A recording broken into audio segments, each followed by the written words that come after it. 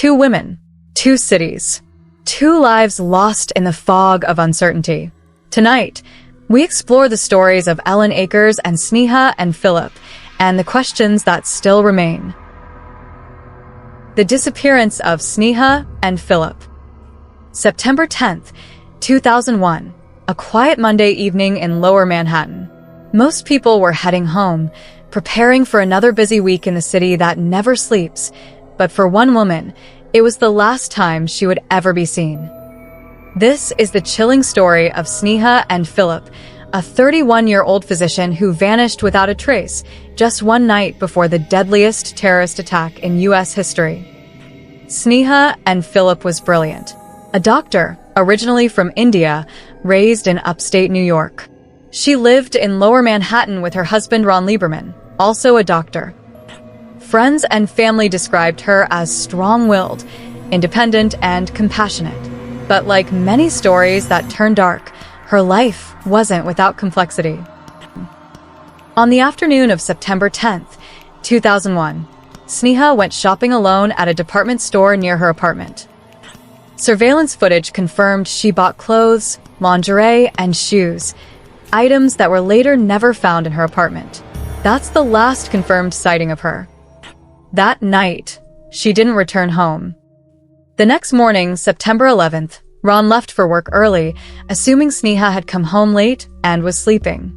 But when the Twin Towers fell later that day and Sneha didn't answer any calls, reality began to sink in. Her family believed she ran to help victims at the World Trade Center, acting as a doctor in a moment of crisis. But investigators weren't convinced.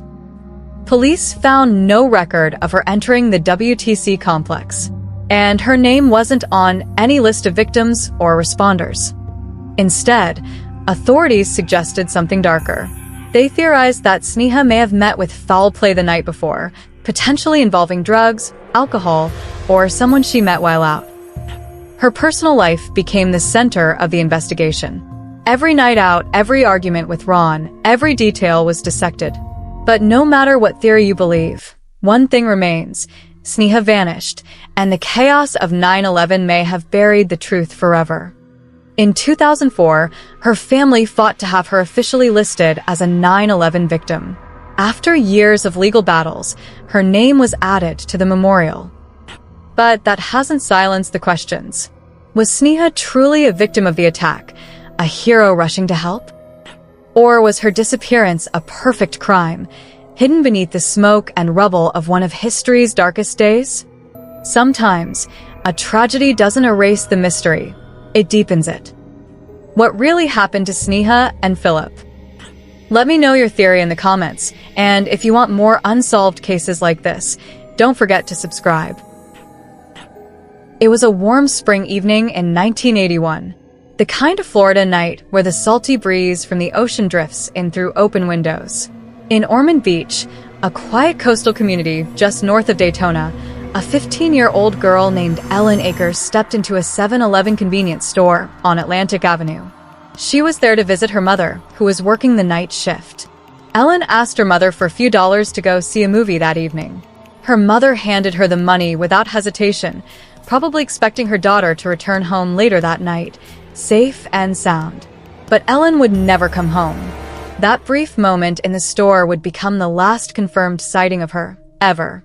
The next morning, her mother returned home from her shift to find something unsettling. Ellen's purse was still in her room. So were her eyeglasses, items she wouldn't normally leave behind if she had gone out for the day. As hours passed without a sign of Ellen, the uneasy feeling turned into full-blown panic. At around 4 p.m. the next day, Ellen's stepfather contacted the police. A missing persons report was filed. And just like that, a mystery began, one that has remained unsolved for more than 4 decades. Authorities quickly began searching the area. Ellen wasn't the type to run away, according to her family. She was described as a shy, polite teenager who was deeply close to her mother and had no history of trouble. But in 1981, missing teenagers were often automatically classified as runaways. So initially, her case didn't trigger the kind of widespread urgency we see today.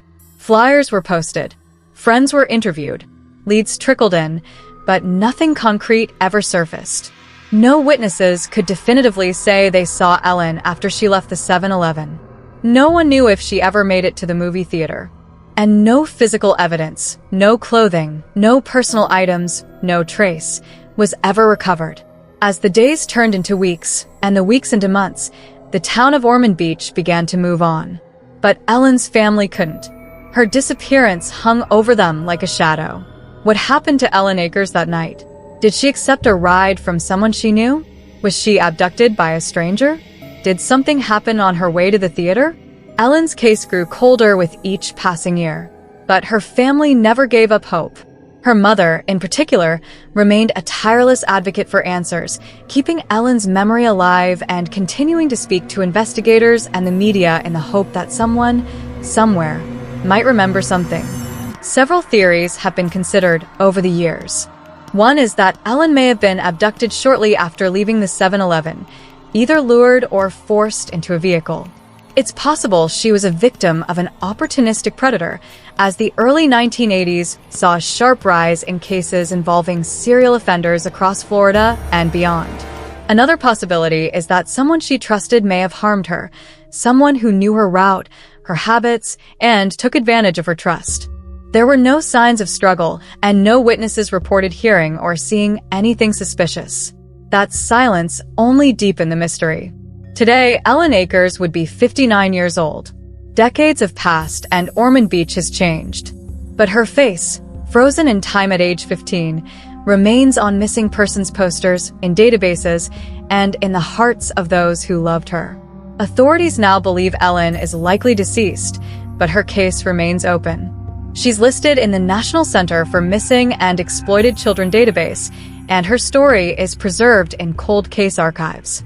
A DNA profile has been entered into national databases in hopes that someday, technology or a tip from the public might finally bring her home. If you or anyone you know has information, no matter how small it may seem, about the disappearance of Ellen Akers, please contact the Ormond Beach Police Department at 386-248-1744 or the National Center for Missing and Exploited Children at 1-800-THELOST.